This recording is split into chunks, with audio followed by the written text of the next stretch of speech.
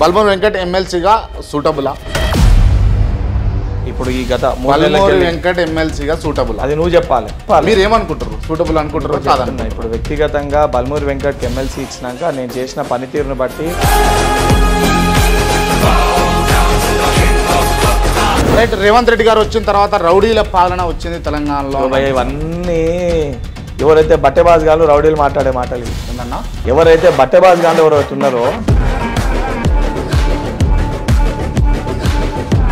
పెద్దల సభకు చిన్నోడిని పంపడం కరెక్ట్ అయినా కాంగ్రెస్ పార్టీ అంటే విద్యార్థులు అంటే చిన్న చూపా మీకు?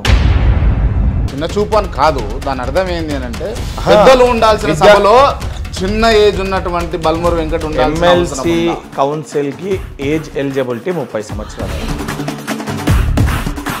కేవలం వయసులో పెద్దోళ్ళు అంటే పెద్దల సభ కాదు.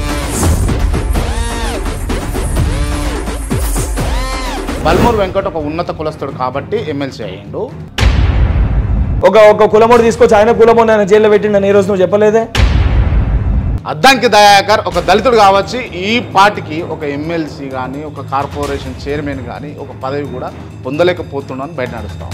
ఈ రోజు నువ్వు అడిగిన కూడా చెప్తున్నా, ఈ రోజు కూడా 9 సంవత్సరాలు నేను కష్టపడి కొట్లాడినప్పుడు, నాకు దెబ్బలు తాకినప్పుడు, నేను హాస్పిటల్ పాలైనప్పుడు ఆ బల్మూరి వెంకట్ అగ్రకులమోడు అని చెప్పి నన్ను కొట్టకుండా లేరా? మీకు ఎమ్మెల్సీ రావడానికి పూర్తి స్థాయిలో బాధ్యులు రేవంత్ రెడ్డి గారేనా? 100% ఒప్పుకుంటారు కదా, అందులో డౌట్ అవి. కానీ రేవంత్ రెడ్డి గారు తీసుకున్న నిర్ణయం వల్ల చాలా మంది కూడా బల్మూరి వెంకట్ను పంపించొద్దు, బల్మూరి వెంకట్ మీద మంటతోటి ఉన్నారా లేరా? అది వ్యక్తిగత అభిప్రాయం. మీరు ఒప్పుకుంటారా దీనికి? ఇప్పుడు మీరు ఏమన్నారు? రేవంత్ రెడ్డి గారు నిర్ణయం తీసుకుంటే చాలా మంది నిర్ణయం నచ్చలేదు అంటే అందరికీ నచ్చాల్సిన అవసరం లేదు. మీరు అయితే ఒప్పుకుంటారు కదా? 100% అది ప్రతి వ్యక్తిగత అభిప్రాయం.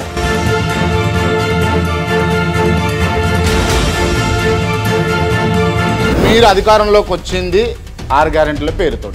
6 గ్యారెంటీలు అమలు చేసుకురా? మేము చెయ్యలేమో అని ఇక్కడ మేము మాట్లాడతలేము. అమలు చేయకపోతే ఏదైతే సంబంధించి మేము ఇచ్చిన మాటని మేము నెరవేర్చకుండా ఏదైతే చెప్పింది ఒకటి చేసేది ఒకటి ఉంటే మీరు అన్న మాటకి నేను ఏకీభవిస్తా. ఆ రోజు 100% మా ప్రభుత్వాన్ని కానీ మా ముఖ్యమంత్రి గారిని కూడా అడిగే ఒక స్వేచ్ఛ వారు నాకు ఇచ్చారు, తప్పనిసరిగా అడుగుతా. అంటే ఓడెక్కదాకా ఓడడం వల్ల దీని తర్వాత బోడి అయ్యా ఒక విషయము, మేము ఏదైతే ఇతర పార్టీల లెక్క టీఆర్ఎస్ పార్టీ వాళ్ళ పైన సుదీర్ఘంగా పోరాటం చేసి అన్ని రకాలుగా నాకంటే ఎక్కువ ఈ 10 సంవత్సరాల్లో ఇబ్బంది పడిన వ్యక్తి ఎవరైనా ఉంటే చెప్పండి. బల్మూరి వెంకట్ ఏమున్న బొక్కలు కొట్టిర్రు, తన్నిర్రు, ఇట్లా అంటాడు, డప్పు కొట్టుకుంటాడు అని అన్నది బయట ఒకటి ఉన్నది. జరిగిన వాస్తవాలు నాకు దెబ్బలు తాకినప్పుడు చూపించింది మీరు, నేను హాస్పిటల్లో పడ్డప్పుడు చూపించింది మీరు.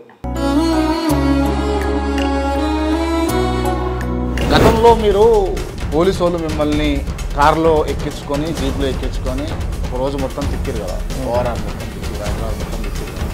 వాళ్ళ మీద ఏమైనా కక్ష తీసుకుంటారా? వాళ్ళ డ్యూటీ అది అన్న, నీకు చాలా స్పష్టంగా చెప్తున్నా. నిజంగా మంత్రి అయ్యే అవకాశాలు ఉన్నాయా లేదు? గాంధీ భాయ్ నీకు నేను ఇప్పటికీ 4వ సారి చెప్పిన. ఎందుకనంటే ఇది నువ్వు పదే పదే నన్ను అడిగితే నేనేదో నీతో అడిగించుకున్నట్టు అవుతుంది.